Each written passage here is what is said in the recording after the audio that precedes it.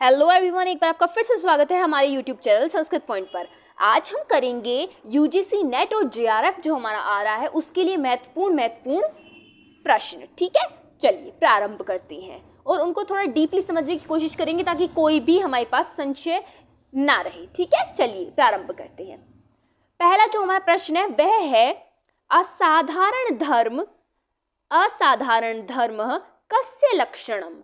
जो असाधारण धर्म है वो इनमें से किसका लक्षण है? किसका लक्षण होता है असाधारण धर्म? किसका होता है? कर्मस्य, कर्म का, अनुमान का, लक्षण का, या फिर पदस्य, पद का। किसका होता है? किसका होता है? लक्षणस्य। लक्षण का ही हमारा जो लक्षण है वो क्या है? असाधारण धर्म।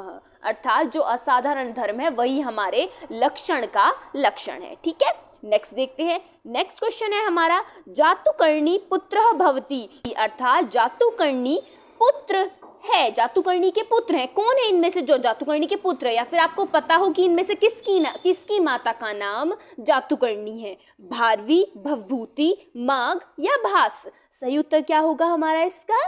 भवभूति। ठीक है, और भवभूति का आप याद रखिएगा कि भवभूति की कितनी रचनाएं हैं? महाकवि जो भवभूति हैं उनकी 3 रचनाएं हैं। और कौन कौन सी हैं वो अगर कालक्रम के अनुसार देखें तो सबसे पहले आती है हमारी मालती माधव। ठीक है, मालती माधव आती है सबसे पहले। दूसरे नंबर पर आती है महावीर चरित्रम। ठीक है, महावीर चरित्रम। ठीक है, और तीसरे नंबर पर आती है हमारी उत्तरराम चरित्रम। आप ऐसे भी याद रख सकते हैं कि म और फिर उ आएगा, तो इस तरह आपको इनको कालक्रम के अनुसार भी याद, क्योंकि ये याद रखिएगा नेट की परीक्षाओं में कालक्रम से बहुत प्रश्न पूछे जाते हैं। ठीक है, तो इसलिए आपको कालक्रम अनुसार भी पता हो कि उनकी कौन सी है। सबसे पहले मालती माधव, फिर महावीर चरित्रम, और फिर आई हमारी उत्तराम चरित्रम। और उत्तराम चरित्रम में क्या इंपॉर्टेंट है ये भी आपको पता हो। ठीक है, उसका छायांक। ठीक है, चलिए नेक्स्ट क्वेश्चन देखते हैं। नेक्स्ट क्वेश्चन क्या है हमारा? नेक्स्ट क्वेश्चन है समुचिताम तालिकाम चिनुत। अर्थात जो इनमें से उचित तालिका है उसको चुनना है कि कौन सी उचित है। देखिए, पिंगल है, पिंगल, शुलभ सूत्राणी और लगध जो है इनमें से कौन कौन ज्योतिषम, छंद शास्त्र, कल्पः इनसे किससे संबंधित है? तो अगर हम देखें पिंगल किससे संबंधित है? छंद शास्त्र से संबंधित है। शुलभ सूत्र हैं वो कौन है? कल्प हैं, कल्प में आते हैं शुलभ सूत्राणी। और जो लगध हैं वो ज्योतिष से संबंधित है। तो इस तरह से क्या होगा हमारा? पहले आएगा दूसरा, फिर आएगा हमारा तीसरा और फिर है पहला। तो उत्तर क्या होगा हमारा इसका? दूसरा। ये आप करते हुए ये ध्यान रखिएगा, ये ना हो कि आपको ये तो अच्छे से आता हो लेकिन आप नीचे उत्तर चुनने में गलती कर दें। ऐसा अक्सर हो जाता है, इसलिए आप ध्यान से चुनिएगा। चलिए नेक्स्ट क्वेश्चन देखते हैं। नेक्स्ट क्वेश्चन है हमारा वेदा नाम विकृति पाठ कतिविधः। वेदों का जो विकृति पाठ है वो कितने प्रकार का है? कितने प्रकार का है? 5, 7, 9 या 8? कितने प्रकार का है? और ये आप याद रखिएगा, जैसे कि इस बार का जो डीएसएसबी का पेपर था उसमें कई बच्चों को ये समस्या आई थी कि जो अंक थे वो इस प्रकार हिंदी में लिखे हुए थे और वो कई बार उसे समझ नहीं पाते हैं, जिससे पता होने के बावजूद हम उत्तर गलत कर देते हैं। ठीक है, तो विकृति पाठ कितने प्रकार का है हमारा? विकृति पाठ है हमारा 8 प्रकार का। तो उत्तर क्या सही होगा इसका? 8। ठीक है, आप ऐसे भी याद रख सकते हैं 4 वेद हैं हमारे, तो विकृति पाठ 4 दूनी 8। ठीक है, इससे आप याद रख सकते हैं कि विकृति पाठ कितने प्रकार का हो गया हमारा? 8 प्रकार का। नेक्स्ट क्वेश्चन देखते हैं। नेक्स्ट क्वेश्चन है हमारा मृच्छकटिकम रूपकस्य उदाहरणम भवति। मृच्छकटिकम जो है वो रूपक के किसका उदाहरण है? किसका उदाहरण है? बाणस्य, प्रकरणस्य, प्रहसनस्य, नाटकस्य। किसका उदाहरण है? हमारे रूपक के 10 प्रकार होते हैं, ये पता है आपको, याद रखिएगा रूपक के 10 प्रकार होते हैं। और अगर अच्छा होगा आप ऊपर से उनको लाइन से याद रखें, नाटक, प्रकरण, भाण, प्रहसन, ऐसे, क्योंकि कई बार शुरू के 5 के पूछ लेते हैं कि इनमें से कौन सा क्रम के अनुसार कौन सा सही है। ठीक है, तो अब हम देखते हैं मृच्छकटिकम का जो है इनमें से रूपक का कौन सा प्रकार है? कौन सा प्रकार है वो हमारा? प्रकरणस्य, प्रकरण है वो। ठीक है, चलिए, और याद रखिएगा मृच्छकटिकम में जो नायक है वो कौन है? चारुदत्त है। और कौन है इसकी जो नायिकाएं हैं वो 2 हैं। एक हमारी दूता होगी जो उसकी पत्नी है और दूसरी हमारी जो वैश्या कहलाएगी वो कौन कहलाएगी? हमारी वसंत सेना। ठीक है, चलिए नेक्स्ट देखते हैं। नेक्स्ट क्वेश्चन देखते हैं। नेक्स्ट क्वेश्चन आता है हमारा काल अनुसारेण तालिकाम चिनुत। काल के अनुसार आपको तालिका चुननी है, अर्थात पहले कौन से कवि आए हैं उनके अनुसार आपको ये टिक करना है। ठीक है, देखिए तो पहले कौन से कवि आ रहे हैं, क्या कह रहे हैं कि क्या पहले कालिदास आए हैं फिर भारवी और फिर विश्वनाथ और फिर भास, या फिर पहले भास आए हैं फिर कालिदास फिर विश्वनाथ और फिर भारवी, या फिर पहले भारवी कालिदास भास और विश्वनाथ, या फिर भास कालिदास भारवी और विश्वनाथ। तो कैसे आए हैं, सबसे पहले हमें पता है कि जो हमारे महाकवि भास हैं उनके 13 नाटक प्रसिद्ध हैं। तो सबसे पहले भास आ गए हमारे, फिर उनके बाद आए हमारे कालिदास, ठीक है, कालिदास आ गए हैं, कालिदास के बाद आते हैं भारवी और सबसे अंत में आए हैं विश्वनाथ। तो इस तालिका के अनुसार जो उचित है वो कौन सा है, सबसे पहले भास आए हैं, चौथा उचित हो जाएगा। सबसे पहले भास आए, फिर कालिदास हैं, फिर भारवी आए हैं और फिर विश्वनाथ आए हैं। नेक्स्ट क्वेश्चन देखते हैं। नेक्स्ट क्वेश्चन है हमारा, नेक्स्ट क्वेश्चन है वेदांत सार अनुसारम अनुबंधे न गण्यते। वेदांत सार के अनुसार अनुबंध में क्या नहीं गिना जाता, इनमें जो है विषय, अधिकारी, साधन या प्रयोजन, इनमें से कौन सा है जो वेदांत सार के अनुसार किसमें अनुबंध में नहीं गिना जाता है। ठीक है, तो कौन नहीं गिना जाता है, विषय तो आता है, ठीक है, और कौन है, अधिकारी भी है, प्रयोजन भी है, साधन है, परंतु साधन तो अधिकारी के अंतर्गत है। तो कौन है इसमें उचित उत्तर क्या होगा हमारा, साधन, क्योंकि साधन अनुबंध जो 4 हैं उनके अंतर्गत नहीं गिना जाता है। अनुबंध में कौन गिने जाते हैं, लाइन से देखिए तो आते हैं अधिकारी, विषय, संबंध और प्रयोजन, ठीक है। और जो हमारी साधन है, साधन में 4 साधन गिने जाते हैं, ये भी आप याद रखिए कि साधन में क्या होते हैं, 4 साधन होते हैं। क्या होता है, एक होता है नित्य अनित्य वस्तु का विवेक, दूसरा होता है इहलौकिक एवं परलौकिक फल के भोगों में अनासक्ति, अर्थात ये याद रखिएगा, कई बार गलत कर देते हैं, वो आसक्ति लिख देते हैं और हम सोचते हैं ये तो है, जबकि क्या नहीं होता है, वही नहीं होता है, ठीक है। जो तीसरा है वो है क्षम दम आदि 6 संपत्तियां, समझते हैं, शम दम उपरति तितिक्षा समाधान श्रद्धा, ये सब हमारी 6 संपत्तियां। और जो चौथा है वो आता है हमारा मोक्ष की प्राप्ति या मोक्ष की कामना, ठीक है। चलिए अगला क्वेश्चन देखते हैं, समझ में आ गया आपको। तो इस तरह से हमारा उचित उत्तर क्या होगा, साधन, की साधन इसके अंतर्गत नहीं आते हैं, अनुबंध के अंतर्गत। नेक्स्ट क्वेश्चन देखते हैं।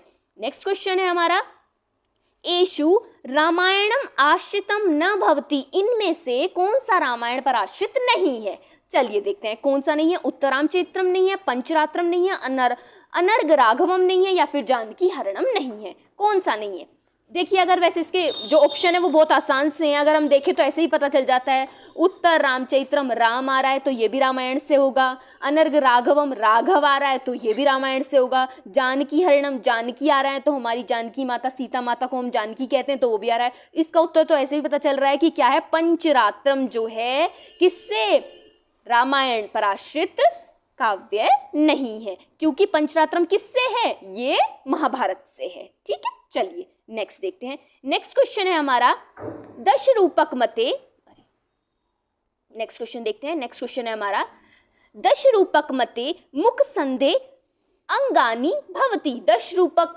के अनुसार मुख संधि के कितने अंग हैं, कितने अंग हैं, 12 अंग हैं, 14 अंग हैं, 10 हैं या 11 हैं, कितने अंग हैं।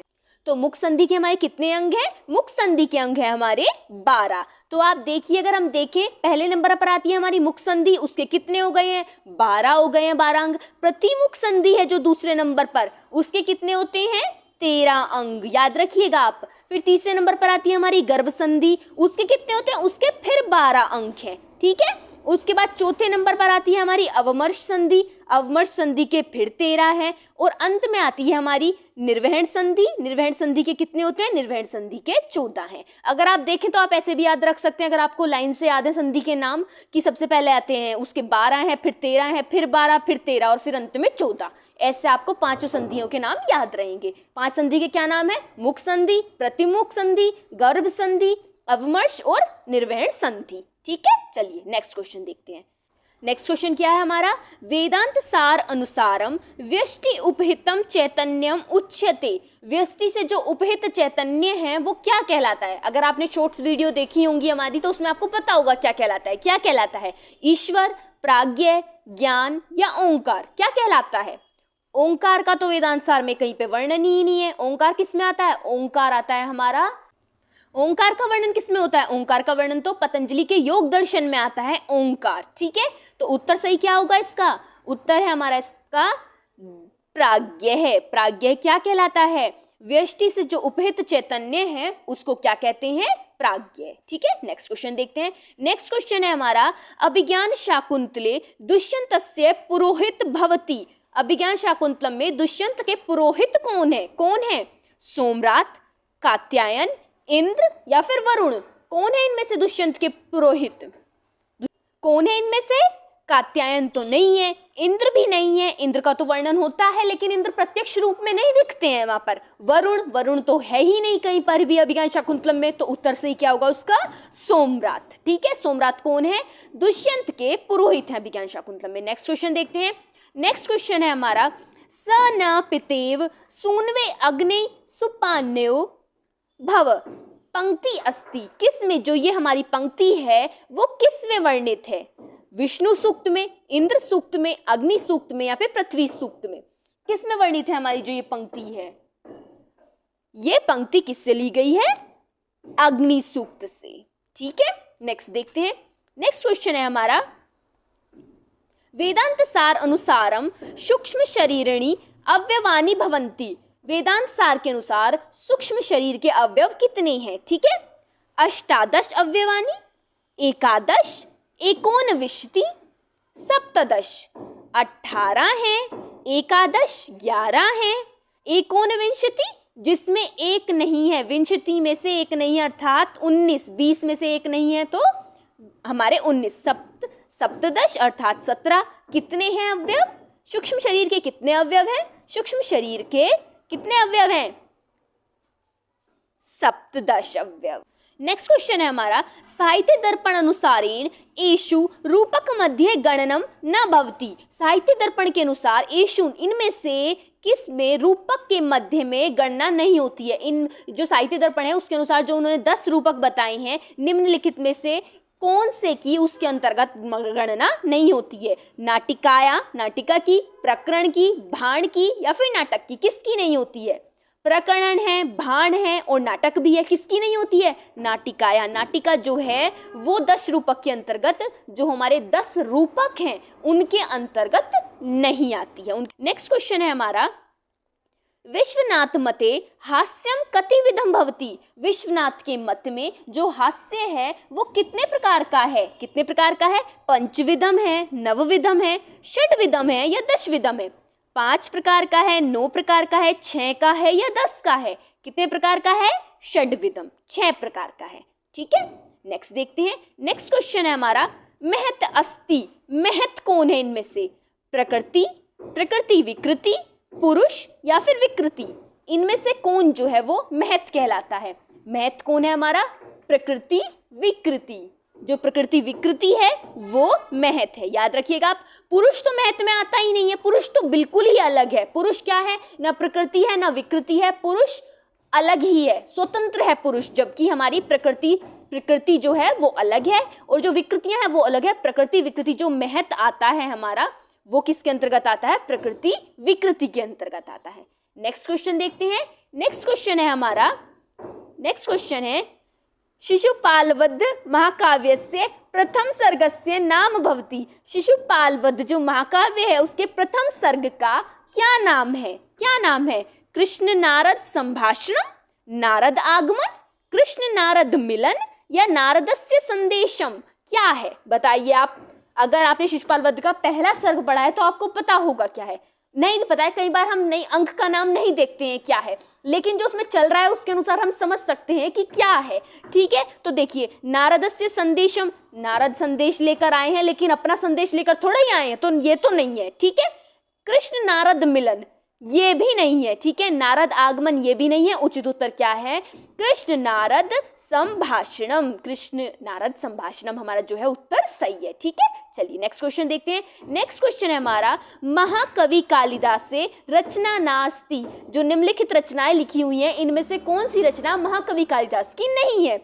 मालविकाग्निमित्रम, मालती माधवम, विक्रम और विषयम, ऋतु संहारम। इनमें से कौन सी रचना जो है वो महाकवि कालिदास की नहीं है? ऋतु संहार भी है। ठीक है, ऋतु संहार है उनका खंड काव्य है। विक्रम और विषयम भी है, नाटक है उनका। मालविकाग्निमित्रम भी उनका नाटक है। बची क्या? मालती माधव। मालती माधव जो है हमारी वो भवभूति की है। ठीक है, मालती माधव उनकी रचना नहीं है, मालती माधव किसकी है, भवभूति की है। चलिए नेक्स्ट क्वेश्चन देखते हैं। नेक्स्ट क्वेश्चन है हमारा, ऐत्रेय ब्राह्मणस्य शुनक्षेपाख्याने शुनक्षेपस्य पितुर्नामस्ति। ऐत्रेय ब्राह्मण का जो शुनक्षेपाख्यान है उसमें जो शुनक्षेप होता है उसके पापा का नाम क्या था, अर्थात उनके पिता जो थे उनका नाम क्या था, कात्यायन था, विश्वामित्र था, सर्वदमन था या फिर अजिग्रत था। क्या नाम था, क्या नाम था, अजिग्रत था। और अजिग्रत के कितने पुत्र थे, याद रखिएगा अजिग्रत के 3 पुत्र थे। और जो शुनक्षेप था वो कौन से नंबर का पुत्र था, दूसरे नंबर का पुत्र था, क्योंकि जो पहले नंबर का पुत्र था जो सबसे बड़ा पुत्र था उसको जो अजिग्रत है उन्होंने मना कर दिया था कि मैं अपने पुत्र को नहीं दूंगा। और जो सबसे छोटा था उसको माता ने मोह के लालच में रोक लिया था कि भाई उन्हें मोह है अपने छोटे बच्चे से, तो उन्हें मना कर दिया था कि मैं इसे नहीं दूंगी। बीच में बचे कौन थे, शुनक्षेप बचे थे और उन्हें ही उनके साथ जाना पड़ा था। ठीक है, चलिए। और विश्वामित्र जो हैं वो उस यज्ञ में पुरोहित थे जिन्हें बाद में क्या लिया था, जिन्होंने अब शुनक्षेप को अपने पुत्र के रूप में स्वीकार कर लिया था, जिसका नाम बाद में क्या पड़ा था, देवरात, क्योंकि वो देवताओं के द्वारा दिया गया था, इसलिए शुनक्षेप का नाम क्या पड़ गया था, देवरात। ये भी आप याद रखिएगा, शुनक्षेप का नाम क्या होता है बाद में, देवरात। ठीक है, चलिए नेक्स्ट क्वेश्चन देखते हैं। नेक्स्ट क्वेश्चन है हमारा, हेमचंद्र सूरी आचार्य अस्ति। जो हेमचंद्र सूरी हैं वो आचार्य हैं, किसके आचार्य हैं, किसके थे, आचार्य किसके हैं हेमचंद्र सूरी, जैन दर्शन के हैं, बौद्ध दर्शन के हैं, न्याय दर्शन के हैं या फिर चारवाक दर्शन के हैं। किसके आचार्य हेमचंद्र सूरी हैं, किसके हैं, जैन दर्शन के हैं। ये आप याद रखिएगा। हमारे जो क्या है दर्शन है उनमें जो चारवाक दर्शन है उसको नास्तिक दर्शन कहा जाता है। और नास्तिक और आस्तिक में क्या अंतर है ये भी याद रखिएगा। नास्तिक दर्शनों में जब हम नास्तिक दर्शन की बात करते हैं तो वो कहलाते हैं जो वेदों को नहीं मानते हैं, और जो आस्तिक कहलाते हैं वो कहलाते हैं जो वेदों को मानते हैं। ये इस तरह नहीं होता कि जो ईश्वर को मानते और ईश्वर को नहीं मानते, ठीक है, जिसके अंदर हमारे मुख्यतः 6 दर्शन आते हैं। ठीक है, और चारवाक जो दर्शन है वो तो सबको ही पता है, उसकी एक सुप्रसिद्ध सी लाइन भी है, उसको भी आप याद रखिएगा। वो है कि अगर हमें रण करके भी घी खाना पड़े तो हम खाएंगे। ठीक है, जबकि हमारा जो बाकी सब दर्शन है वो ये सब नहीं मानते हैं। तो जो हेमचंद्र सूरी हैं वो आचार्य किसके हैं, जैन दर्शन के हैं। नेक्स्ट क्वेश्चन देखते हैं। नेक्स्ट क्वेश्चन है हमारा, वेदांत सार अनुसारम निर्विकल्पकस्य समाधे विघ्न भवन्ति। वेदांत सार के अनुसार निर्विकल्पक जो है हमारी, उसके निर्विकल्पक समाधि है, 2 समाधि है वेदांत सार में, एक सविकल्पक समाधि है और एक निर्विकल्पक समाधि है। तो जो निर्विकल्पक समाधि है उसके अनुसार विघ्न कितने हैं, 1 3 5 चत्वार। कितने विघ्न बताए हैं उन्होंने, चत्वार है। कितने विघ्न बताए हैं, 4। जो हमारे निर्विकल्पक समाधि के विघ्न हैं वो कितने हैं, 4 विघ्न हैं। जो 2 हैं वो याद रखिएगा, वेदांत सार में जो क्या है अज्ञान की शक्तियां हैं वो 2 प्रकार की बताई हैं, जबकि जो हमारे वेदांत सार के अनुसार निर्विकल्पक समाधि के विघ्न बताए हैं वो 4 प्रकार की बताए हैं। चलिए नेक्स्ट क्वेश्चन देखते हैं। नेक्स्ट क्वेश्चन आता है हमारा, सांख्य कारिकानुसारम करणम। सांख्य कारिका के अनुसार कर्ण कितने प्रकार के हैं, त्रयोदश, पंचदश, एकादश, सप्तदश। 13 विध 13 प्रकार के हैं, 15 प्रकार के हैं, 11 प्रकार के हैं या फिर 17 प्रकार के हैं। कितने हैं करण, सांख्य कारिका के अनुसार जो करण है वो कितने हैं, तो सांख्य कारिका के अनुसार हमारे करण जो है वो कितने हैं, त्रयोदश, अर्थात 13 प्रकार के हमारे करण हैं। और वो 13 प्रकार के करण उनमें से भी कैसे हैं, हमारे 13 करण हैं उनको आप याद रखिएगा। जो 13 करण हैं उनमें से जो 10 हैं वो तो है हमारे बाह्य करण, ठीक है, 5 कर्मेंद्रिया, 5 ज्ञानेंद्रिया, और बाकी के जो 3 बचे हैं वो जो 3 हैं वो कहलाते हैं हमारे अंतःकरण।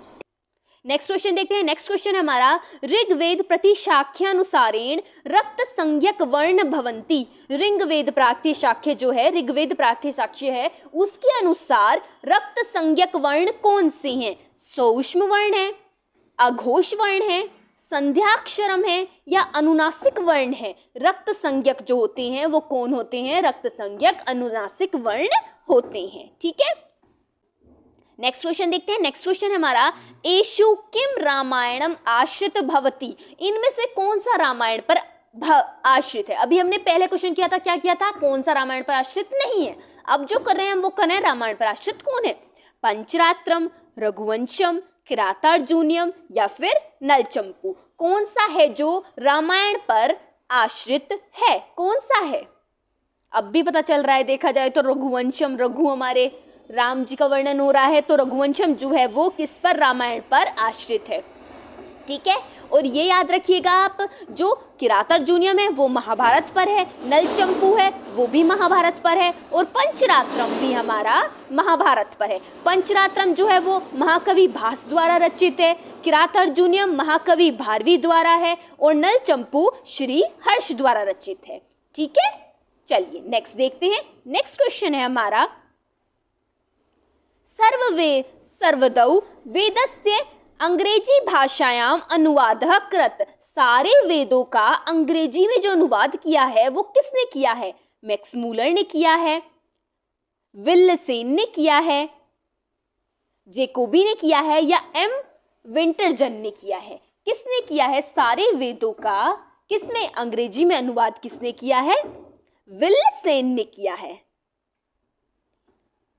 ठीक है, नेक्स्ट देखते हैं। नेक्स्ट क्वेश्चन आता है हमारा, पुरूरवा उर्वशी सूक्ते मंत्र संति। पुरूरवा उर्वशी सूत्र में मंत्रों की संख्या क्या है? जो उसमें पुरूरवा उर्वशी सूक्त है उसमें कितने मंत्र हैं? 16, 17, 18 या 19? कितने मंत्र हैं पुरूरवा उर्वशी सूक्त में? सही उत्तर क्या होगा हमारा? 18। ठीक है, पुरूरवा उर्वशी सूक्त में कितने मंत्र हैं? 18 मंत्र हैं। ठीक है, चलिए नेक्स्ट क्वेश्चन देखते हैं। नेक्स्ट क्वेश्चन है पुरूरवा उर्वशी सूक्त में, ये भी याद रखिएगा, जो उसके ऋषि हैं वो भी पुरूरवा उर्वशी हैं, और जो उसके हमारे देवता कहलाते हैं वो भी पुरूरवा और उर्वशी ही कहलाते हैं। ठीक है, नेक्स्ट क्वेश्चन देखते हैं। नेक्स्ट क्वेश्चन है हमारा, छंदसी जंजीरे तस्मात् यजुस्त तस्माद जायते। ये जो पंक्ति है जो ली गई है वो किससे ली गई है? नासदीय सूक्त से, पुरुष सूक्त से, वरुण सूक्त से या अग्नि सूक्त से? किससे ये जो पंक्ति है वो ली गई है? क्या है, क्या कह रहे हैं ये इसमें? देखिए क्या कह रहे हैं कि छंदांसी, छंद जो हैं यहाँ पर हमारे वेदों का जो है वो कुछ प्रकार से वर्णन किया गया है। जो वेद हैं वो किस प्रकार से हैं? देखिए, तस्माद यजुर्वेद जो हैं, यजुर्वेद जंजीरें उत्पन्न हुए। ये किस विराट पुरुष की बात कर रहे हैं कि उसी विराट पुरुष से क्या उत्पन्न हुए हैं?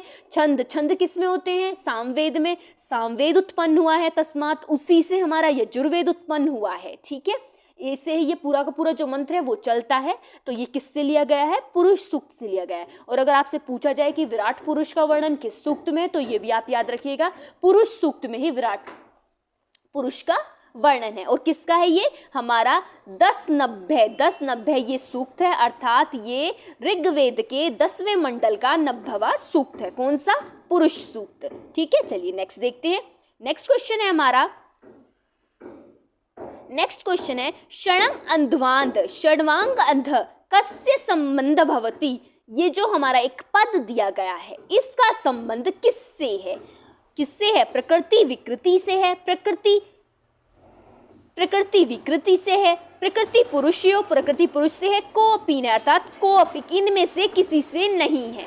किस में है? ये है षडवांग अर्थात लंगड़े और अंधे। अंधे और लंगड़े का संबंध किससे है?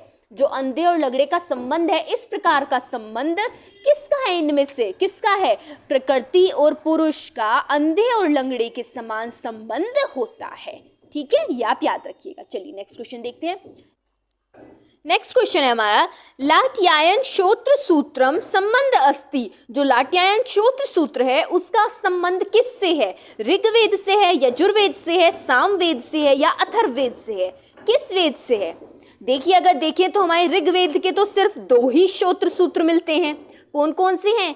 एक है आश्वलायन और दूसरा है हमारा शंखायन। ठीक है, और जो शुक्ल यजुर्वेद है उससे देखें तो उससे मिलता है कात्यायन श्रोत्र सूत्र।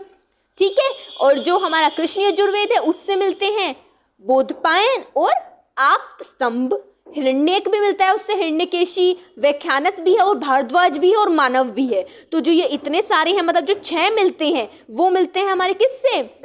कृष्ण यजुर्वेद से, और एक मिलता है शुक्ल यजुर्वेद से। और अगर देखें हम सामवेद की बात करें तो सामवेद में कौन कौन से आते हैं? सामवेद में आता है हमारा आर्ष्य, लाट्यायन और कौन सा है? जैमिनीय। तो ये हमारा किसका सूत्र हुआ? लाट्यायन श्रोत्र सूत्र संबंध हुआ किससे? सामवेद से। ठीक है। और जो अथर्ववेद के हैं, अथर्ववेद का है वेतान श्रोत्र सूत्र, सिर्फ एक है, याद रखिएगा वो कौन सा है? सिर्फ एक अथर्ववेद का वेतान श्रोत्र सूत्र। ठीक है। चलिए नेक्स्ट देखते हैं। नेक्स्ट क्वेश्चन है हमारा,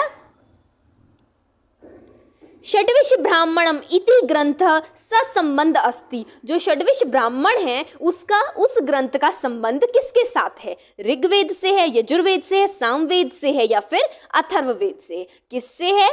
इस ब्राह्मण ग्रंथ का जो संबंध है वो हमारा किससे है? सामवेद से है। पंचविश ब्राह्मण, षड्विश ब्राह्मण, ये हैं हमारे किसके हैं? सामवेद के हैं। ठीक है। चलिए नेक्स्ट देखते हैं। नेक्स्ट क्वेश्चन आता है हमारा, नासदीय सूक्तस्य ऋषि अस्ति। नासदीय जो सूक्त है हमारा ऋग्वेद का नासदीय सूक्त है, तो वो किससे, उसके जो ऋषि है वो कौन है? विश्वामित्र, प्रजापति, परब्रह्म या फिर प्रजापति परमेष्ठी? कौन है इनमें से? विश्वामित्र तो नहीं है, प्रजापति भी नहीं है, परब्रह्म भी नहीं है, तो कौन उत्तर सही होगा हमारा? प्रजापति परमेष्ठी जो है वो नासदीय सूक्त के ऋषि हैं। ठीक है। ये आप याद रखिएगा बात की, जो जितने क्वेश्चन चल रहे हैं ये लास्ट ईयर के जो प्रश्न पत्र हैं उनमें आए हुए हैं और बहुत इंपॉर्टेंट भी हैं। तो इसलिए भले ही वो प्रश्न ये ना पूछे कि पृथ्वी सूक्त मंत्र जो है वो संति, पृथ्वी सूक्त में मंत्र कितने हैं, वो शायद पूछ सकते हैं कि पृथ्वी सूक्त किससे लिया गया है? 12-1। ठीक है। या फिर पृथ्वी सूक्त जो है उसके ऋषि कौन है, देवता कौन है, इस तरह से पूछ सकते हैं। जो पूछ रहे हैं कि पृथ्वी सूक्त में मंत्र कितने हैं? कितने मंत्र हैं? 63 हैं, 54 हैं, 56 हैं या फिर 62 हैं? कितने मंत्र हैं हमारे किसमें? पृथ्वी सूक्त में। कितने मंत्र हैं पृथ्वी सूक्त में? पृथ्वी सूक्त में है 63 अर्थात 63 मंत्र हमारे किसमें है? पृथ्वी सूक्त में है। ठीक है। नेक्स्ट देखते हैं।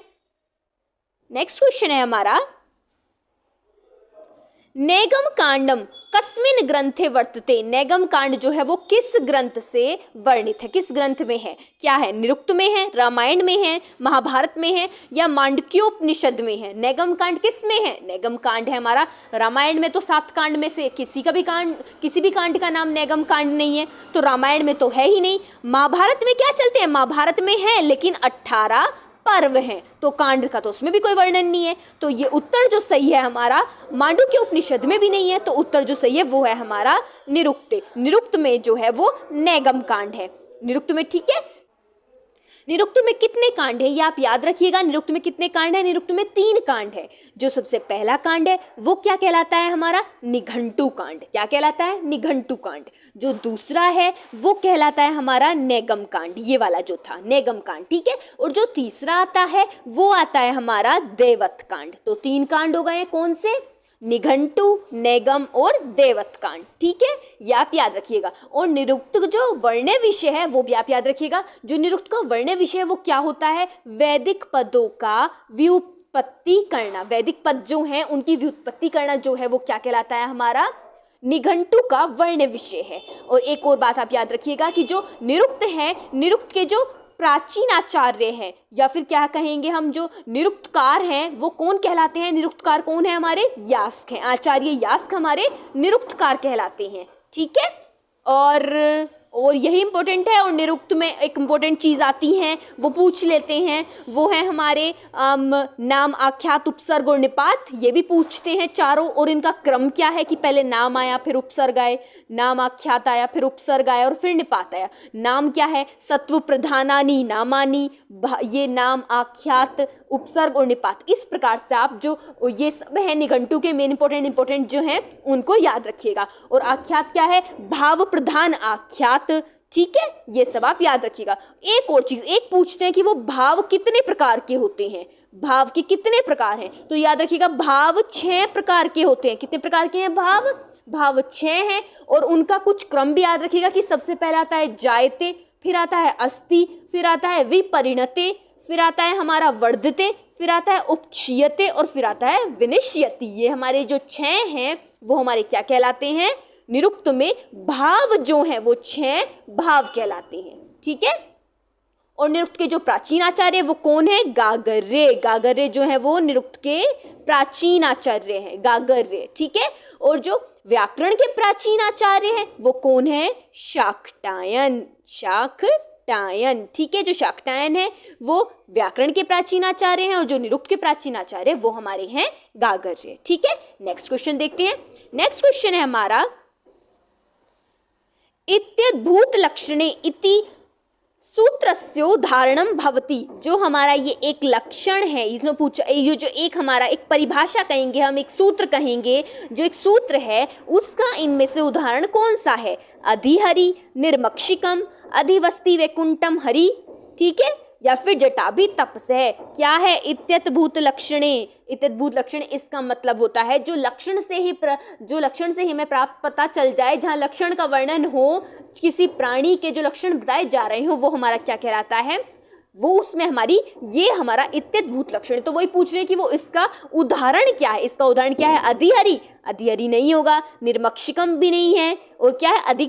अधिवसति वैकुंठम हरि, ये बिल्कुल नहीं है। उत्तर से ही हमारा क्या होगा? जटाभि तपस है, जटाओं से तपस्वी। जो हमारा सही उत्तर क्या है? वो ये है हमारा जटाभि तपस है। ये क्या है? हमारा कारक है और कारक में एक है ये, उसमें से वो पूछ रहे हैं कि ये जो हमारा एक कारक का दिया हुआ है कि वो क्या है? जटाभि तपस है, जटाओं से तपस्वी, ठीक है। नेक्स्ट देखते हैं। नेक्स्ट क्वेश्चन है हमारा माँ गृद है कस्य धनम उक्ति अस्ति। क्या कह रहे हैं कि माँ गृद, माँ मतलब मत रखो, गृद मतलब गिद्ध की तरह नजर मत रखो किसी और के धन पर, ठीक है। किसी और के धन पर गिद्ध की तरह नजर नहीं रखनी चाहिए हमें। तो ये उक्ति जो है वो किसकी है? केनोपनिषद की है, तैत्तरीयोपनिषद की है, ईशावास्योपनिषद की है, या फिर वृहदारण्यकोपनिषद की है? किसकी है ये उक्ति कि हमें किसी और के धन पर गिद्ध की तरह दृष्टि नहीं रखनी चाहिए? ये किसकी है? ईशावास्योपनिषद की, जिसको हम कहते हैं ईशावास्योपनिषद। तो जो ईशावास्योपनिषद है वो क्या है? वो शुक्ल यजुर्वेद की मध्यानंदन संहिता का 40वां अध्याय है। ये आप याद रखिएगा, कौन सा अध्याय है? 40वां अध्याय है। और जो 34वां अध्याय होता है शुक्ल यजुर्वेद का, वो होता है हमारा शिव संकल्पम सूक्त, ठीक है। जो ईशावास्योपनिषद है वो कौन सा है? 40वां अध्याय है। और ये जो उक्ति है वो किससे है? शिव संकल्पम सूक्त से है। नेक्स्ट क्वेश्चन देखते हैं। नेक्स्ट क्वेश्चन है हमारा संस्कृत भाषा अस्ति। संस्कृत भाषा क्या है? श्लिष्ट योगात्मिका, अश्लिष्ट योगात्मिका, श्लिष्ट या फिर अश्लिष्ट? उत्तर सही क्या होगा हमारा इसमें?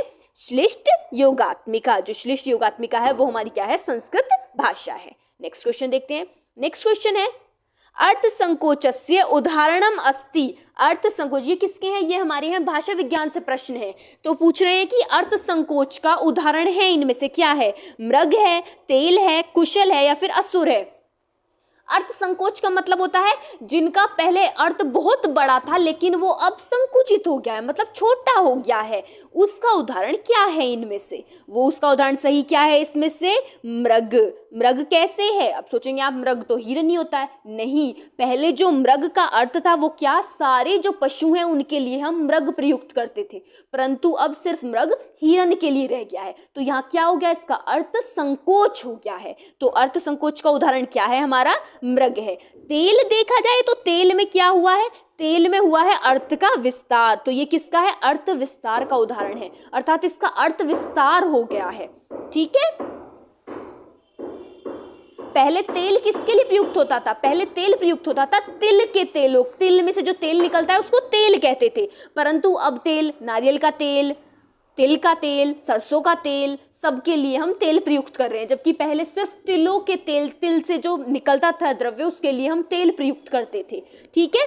कुशल भी ऐसा ही हुआ है। कुशल में भी अर्थ का विस्तार हुआ है। पहले कुशल का तात्पर्य था, जो कुशा थी एक प्रकार की झाड़ी होती थी या घास होती थी, उसके जो किनारे हैं वो बहुत नुकीले होते थे, तो उसके लिए क्या करते थे? उसको जो लाने वाला होता था उसको कुशल कहते थे, क्योंकि बहुत हार्ड काम था ये करना।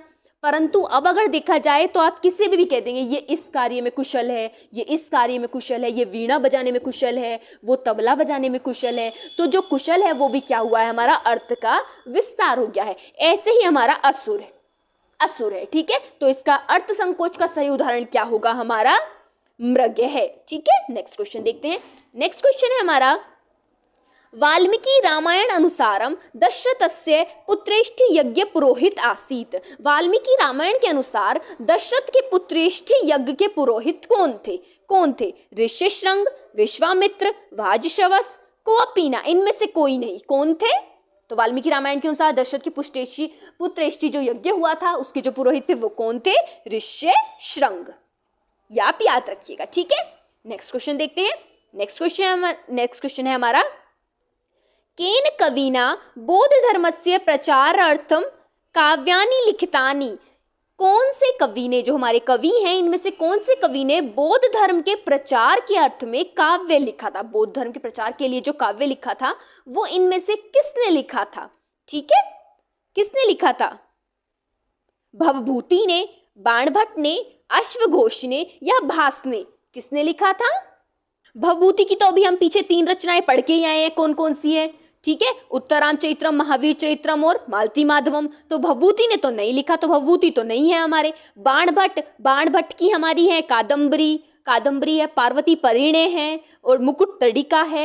ये सब जो है हमारी, ये किसकी है? बाणभट्ट की है, तो बाणभट्ट भी नहीं है।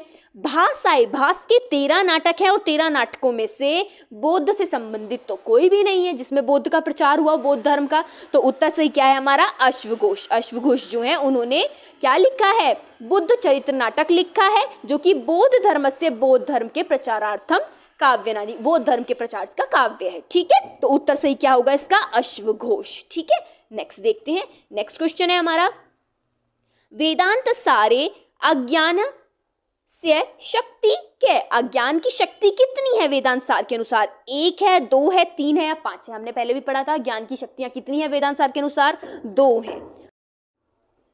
अज्ञान की 2 शक्तियां कौन सी है? याद रखिएगा आप। सबसे पहली है हमारी आवरण है, और एक है हमारी विक्षेप।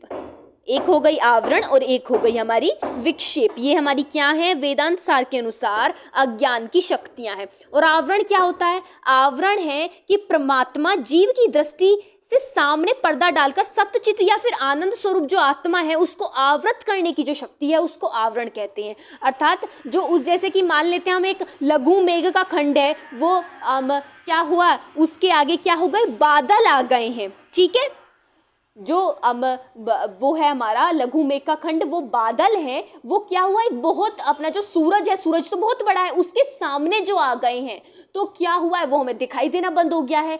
तो ये क्या है? हमारी अज्ञान की शक्ति कहलाती है। आवरण अर्थात छुपा दिया है, तो ये क्या कहलाएगी? हमारी शक्ति क्या है? अज्ञान की शक्ति है आवरण। ठीक है, और जो विक्षेप है वो क्या होता है? हमारा ब्रह्म से लेके जो ये हमारा प्राणी जगत है, संपूर्ण जो नाम रूप संसार चल रहा है, जो हमने पैदा कर लिया है, वो क्या कहलाता है? हमारा विक्षेप शक्ति कहलाती है। वो हमारी विक्षेप शक्ति हो जाती है। और हमें हमारी समाधियों के माध्यम से जब हमें प्रकाश उत्पन्न हो जाता है, अर्थात ज्ञान का हमारे अंदर वो हो जाता है, उद्भव हो जाता है, तो हम ये सब हटा देते हैं और हमें जो शुद्ध चैतन्य स्वरूप परमात्मा पर ब्रह्मा है उनके हमारे दर्शन हमें हो जाते हैं। ठीक है, चलिए नेक्स्ट देखते हैं। नेक्स्ट क्वेश्चन है हमारा, वह वर्ण अस्ति। वह वर्ण क्या है? कंठ है, ओष्ठ है, दंत है या फिर अंतस्थ है? कंठ क्या होते हैं? कंठ होते हैं अकूह विसर्जनीय नाम कंठः। ओष्ठ क्या है? ओष्ठ है हमारे दंत हैं, दंत लितुलसा नाम दंता। ठीक है, उपु पद्मानीय नाम ओष्ठौ। ठीक है, अंतस्थ क्या होते हैं हमारे? य व र ल क्या कहलाते हैं हमारे? अंतस्थ। तो वह क्या हुआ हमारा? अंतस्थ कहलाएगा। ठीक है, अंतस्थ कहलाएगा हमारा क्या? व। नेक्स्ट देखते हैं। नेक्स्ट आता है हमारा सांख्य मतानुसारम सत्व गुण। सांख्य मत के अनुसार जो सत्व गुण वो क्या है? सुखात्मक है, दुखात्मक है, उभौ दोनों है, कि जो सत्व गुण है वो सुख भी है और दुख भी है। कोअपि नहीं, इनमें से कोई भी नहीं है। उत्तर क्या सही होगा? जो सत्व गुण है वो हमारा क्या है? सुखात्मक है। नेक्स्ट देखते हैं। नेक्स्ट क्वेश्चन है, तन्मे मनः। ऊपर से उन्होंने रिक्त स्थान दे दिया है, क्या आएगा अब यहाँ पर? तन्मे मन अशिव संकल्पमस्तु, शिव संकल्पमस्तु, शिव संकल्पमस्तु न कोअपि न। इनमें से कोई नहीं। जो उत्तर सही है वो क्या होगा? बहुत ही इम्पोर्टेंट सी है ये हमारी, किसकी, जो शिव संकल्पम सूक्त है उसकी। तो इसका उसकी उक्ति है ये हमारी, क्या आएगा, ये तो हर एक की सूत्र, हर एक की मंत्र में है उसके, तन्मे मन शिव संकल्पम अस्तु, अर्थात मेरा जो मन है वो शिव संकल्पों से युक्त हो, तन्मे मन शिव संकल्पम अस्तु। ठीक है, नेक्स्ट देखते हैं।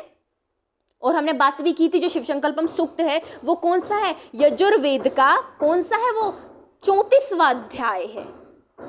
ठीक है, नेक्स्ट देखते हैं। नेक्स्ट आता है हमारा, नेक्स्ट क्वेश्चन है हमारा, मिलान कुरुत, मिलान कीजिए ऋग्वेद, सामवेद, यजुर्वेद, अथर्ववेद और उन्होंने हमें यहाँ पे उपवेद दिए हुए हैं, उन उपवेद से हमें मिलाना है। ऋग्वेद का उपवेद क्या होगा, ऋग्वेद का उपवेद क्या है हमारा, इतिहास वेद। ठीक है, सामवेद का क्या है, सामवेद का है हमारा गांधर्व वेद, क्योंकि साम में क्या होता है, गाना बजाना, नृत्य गायन, ये सब तो क्या है, गांधर्व क्या करते हैं, नृत्य गायन। तो सामवेद आया हमारा गांधर्व वेद। ठीक है, गंधर्व वेद। यजुर्वेद जो है वो है हमारा धनुर्वेद। यजुर से आप याद कर सकते हैं, देखिए यजुर, र आ रहा है ऐसे, धनुर। ठीक है, तो इससे आपको याद रहेगा कि यजुर्वेद का क्या होगा उपवेद, धनुर्वेद। अथर्ववेद का है हमारा आयुर्वेद। ठीक है, क्योंकि उसमें हमारी जड़ी बूटियां ये सब है, तो ये आया हमारा ये। तो क्या हुआ सही हमारा, सबसे पहले आएगा 3, फिर आएगा हमारा 4, 3, 4, फिर आया 1 और फिर आया 2, उत्तर सही हो जाएगा हमारा ये। फिर आपसे कहेंगे कि जब आप वहां पर इस प्रकार से करें तो उत्तर सही भरें, ऐसा ना हो आपने यहाँ तो सही कर दिया परंतु यहाँ गलत कर दिया, गलत ही माना जाएगा आपका। ठीक है, तो इसलिए ध्यान से कीजिएगा इस प्रकार के, और अक्सर नेट में इसी प्रकार के क्वेश्चन आते हैं अधिकतर। ठीक है, नेक्स्ट क्वेश्चन देखते हैं। नेक्स्ट क्वेश्चन है, अकुह विसर्जनीय नाम उच्चारण स्थान के, अभी पीछे ही बताया है हमने, आशा करते हैं आपको अच्छे से याद होगा। चलिए इसका उत्तर आप नीचे कमेंट सेक्शन में दीजिएगा कि अकुह विसर्जनीय नाम क क्या है, तालु, मूर्धन्य, कंठ या ओष्ठ, क्या उत्तर है इसका। ठीक है, नेक्स्ट देखते हैं। नेक्स्ट है, निरुक्त अनुसारम, निरुक्त अनुसारे मुख्यतः देवता, निरुक्त के अनुसार मुख्यतः जो देवता हैं वो कितने हैं, 2 हैं, 3 हैं, 4 हैं या 5 हैं। कितने देवता बताए हैं निरुक्त ने, निरुक्त ने जो देवता बताए हैं वो कितने प्रकार के बताए हैं, निरुक्त ने देवता बताए हैं हमारे 3 प्रकार के, 3 प्रकार के उन्होंने देवता इस तरह से बताए हैं। और वो जो 3 देवता मानते हैं वो किसे किसे मानते हैं, सबसे पहले मानते हैं, एक कहते हैं वो कि अग्नि है, अग्नि, अग्नि है एक, ठीक है, वायु है और सूर्य है। जो ये है हमारे, ये क्या है, 3 देवता है। ठीक है, जो अग्नि है वो पृथ्वी का देवता है, अग्नि पृथ्वी का देवता है। वायु अथवा इंद्र अंतरिक्ष के देवता हैं, वायु कहें या इंद्र कहें तो ये हमारे क्या है, अंतरिक्ष के देवता है। और जो सूर्य है वो द्युलोक का देवता है। तो इस तरह से जो 3 प्रकार के देवता हैं, 3 देवता हैं वो इस प्रकार से हमारे ये हैं, पृथ्वी के, अंतरिक्ष के देवता और द्युलोक के देवता, 3 प्रकार के देवता हैं। ठीक है, फिर देखिए एक बार, कोई कंफ्यूजन नहीं होना चाहिए, जो अग्नि है वो हमारा पृथ्वी के देवता हैं, वायु और जो इंद्र हैं, वायु और इंद्र 2 जो अलग हो गए वो हमारे किसके हो गए हैं, अंतरिक्ष के देवता। 3 प्रकार के देवता बताए हैं उन्होंने। और जो सूर्य है, सूर्य है वो किसके देवता हो गए हैं, द्युलोक के देवता। इस प्रकार से उन्होंने 3 प्रकार के देवता बताए हैं, किन्होंने, निरुक्त के अनुसार जो हमारे आचार्य यास्क हैं उन्होंने। और एक और बात याद रखिएगा, वो जो है जो हमारे वो हैं 2 प्रकार के पक्ष मानते हैं। एक तो जो देवता हैं उन्हें वो मनुष्य मानते हैं कि एक देवता मनुष्य के जैसे हैं, और एक जो है वो कहते हैं कि वो देवता मनुष्य जैसे नहीं है। तो वो 2 प्रकार के हमारे देवता मानते हैं, एक जो मनुष्य जैसे हैं, एक जो मनुष्य जैसे नहीं है। ठीक है, चलिए नेक्स्ट देखते हैं। नेक्स्ट क्वेश्चन है, विश्वनाथ अस्ति, विश्वनाथ है क्या है, अलंकारवादी कवि हैं, रसवादी हैं, औचित्यवादी हैं या ध्वनिवादी हैं, कौन से हैं। देखिए अलंकारवादी तो हमारे आचार्य मम्मट हैं, ठीक है, औचित्यवादी हमारे जो हैं वो है क्षेमेंद्र हैं आचार्य, और ध्वनिवादी जो है वो आनंदवर्धन है। तो बचे कौन, रसवादी जो है वो हमारे वाक्यम रसात्मकम काव्यम, याद आया होगा आपको डेफिनेटली कि वाक्य जो है वो वाक्यम, रस से युक्त वाक्य ही क्या है, काव्य की आत्मा है। वाक्यम रसात्मकम काव्य, वही काव्य है, रस से युक्त वाक्य ही काव्य है। तो क्या है, जो रसवादी हैं वो क्या उत्तर सही होगा हमारा, विश्वनाथ हमारे रसवादी कवि हैं। ठीक है, नेक्स्ट क्वेश्चन देखते हैं। नेक्स्ट क्वेश्चन है हमारा, काल क्रमानुसार चिनुत, काल क्रम के अनुसार चुनिए। ठीक है, तो काल क्रम के अनुसार हमें उन्हें लगाना है कि कौन कौन है। ठीक है, बताइए कौन पहले आए हैं। देखिए हम मान लेते हैं कि हमें सबसे पता है पहले कौन आए हैं, भरत आए हैं। ठीक है, तो सबसे पहले हम मान लेते हैं कि भाई भरत तो आए, लेकिन ये तो पहले ही गलत हो गया कि भरत सबसे पहले आए हैं, तो ये तो सबसे पहले ही गलत हो गया क्योंकि ये गलत ही है। बाकी बचे ये तीन, सबसे पहले आए हमारे भरत, भरत के बाद क्षेमेंद्र आए हैं, क्षेमेंद्र तो नहीं आए, तो क्षेमेंद्र तो नहीं आए हैं क्योंकि क्षेमेंद्र तो औचित्य विचार चर्चा के हैं, वो तो जाके बाद में आए हैं। तो जो कौन से हैं, भरत के बाद कौन से आए हमारे, आचार्य मम्मट, भरत के बाद आचार्य मम्मट आए, तो ये भी गया, ये भी नहीं है। बचे हमारे पास दो ऑप्शन, तो कौन आए हमारे पास, भरत के बाद आए हमारे, भरत आए सबसे पहले, भरत के बाद आचार्य मम्मट आए, आचार्य मम्मट के बाद क्षेमेंद्र नहीं आए हैं, तो ये भी गलत हो गया। उत्तर जो हमारा उचित है वो क्या होगा, सबसे पहले भरत आए हैं, फिर आचार्य मम्मट आए। भरत का कौन सा है ये भी आप याद रखिएगा। चलिए पहले ये पूरा करते हैं, उसके बाद में बात करेंगे। भरत आए सबसे पहले, फिर आए आचार्य मम्मट, फिर आए हैं हमारे विश्वनाथ, और फिर आए हैं हमारे क्षेमेंद्र। ये भी आप याद रखिएगा। जो भरत हैं वो हमारे किसके आचार्य हैं, वो हैं हमारे रस संप्रदाय के आचार्य। जो भरत हैं वो हैं रस संप्रदाय के, जो मम्मट हैं वो हैं अलंकार संप्रदाय के। ठीक है, अलंकार संप्रदाय के। और जो हमारे कौन है, विश्वनाथ हैं, वो आ जाते हैं रस संप्रदाय से। ठीक है, और जो क्षेमेंद्र हैं वो हैं हमारे औचित्य संप्रदाय के। और उनका क्या है, जो भरत हैं उनका क्या है हमारा उनका कौन सा है, वो जो हमारे दूसरा अध्याय प्रथम और दूसरा भी आता है हमारे उसमें ही सिलेबस में है हमारे भरत मुनि का नाट्य शास्त्र। तो भरत का हो गया है नाट्य शास्त्र, मम्मट का है काव्यदर्श, काव्यदर्श। ठीक है, विश्वनाथ का है हमारा साहित्य दर्पण, और क्षेमेंद्र का है औचित्य विचार चर्चा। ये इनके 4 ग्रंथ हैं। ठीक है, इनकी 4 रचनाएं हैं, ये भी आप याद रखिएगा। ठीक है, नेक्स्ट क्वेश्चन देखते हैं। नेक्स्ट क्वेश्चन है हमारा, पंचतंत्रम कस्य रचना अस्ति। पंचतंत्र जो है वो किसकी रचना है, श्रीहर्ष की है, विष्णु शर्मा की है, जयदेव की है, या क्षमाराव की है, किसकी रचना है। श्रीहर्ष की तो नहीं है हमारे, ये तो हमें पता है। और जयदेव की तो कौन सी है, जयदेव की है ना हमारी रचना। जयदेव की रचना है हमारी क्या नाम है उस रचना का, अभी दिमाग से नाम उतर रहा है, याद आएगा तो हम याद रखेंगे। वैसे जो पंचतंत्र है वो हमारी किसकी है, विष्णु शर्मा की है। पंचतंत्र जो है जिसमें कहानियों का संकलन है वो हमारी किसकी है, विष्णु शर्मा की है। और जो जयदेव की रचना है वो है हमारी, जयदेव की रचना याद ही नहीं आ रही है। चलिए अगर आपको याद आए तो नीचे कमेंट सेक्शन में बताएगी जयदेव की रचना क्या है। जयदेव की रचना बहुत हिंदी में भी पूछी जाती है ये अक्सर, और जो प्रतियोगी परीक्षाएं हैं उसमें भी पूछी जाती है। ऐसे दिमाग से उतर रही है जबकि ये पूछ लेते हैं उसमें भी नेट में। अगर आपको याद आए तो नीचे लिखिएगा कमेंट सेक्शन में कि जयदेव की रचना क्या है। चलिए देखते हैं, आई एंड तक तो हम याद रखेंगे। नेक्स्ट देखते हैं। नेक्स्ट है हमारा रीति आत्मा रीति आत्मा काव्यस्य इति मतम कस्य अस्ति। रीति हमारी काव्य की आत्मा है, ये किसका मत है, किसका मत है, आचार्य मम्मट का है, आचार्य विश्वनाथ का है, आचार्य वामन का है, या फिर क्षेमेंद्र का है।